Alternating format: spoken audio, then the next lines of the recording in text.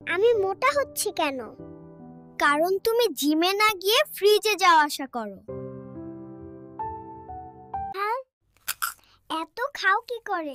আমি খাওয়া ছাড়া আর কি করব? তোমার মতো ফোন ধরবো? আজ আমার হাসিটা দেখবে তো?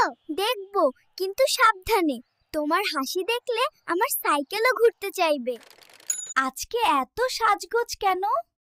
কারণ পাশের বাসায় নতুন জামাই এসেছে। শোনো, তুমি কি আমাকে ভালোবাসো?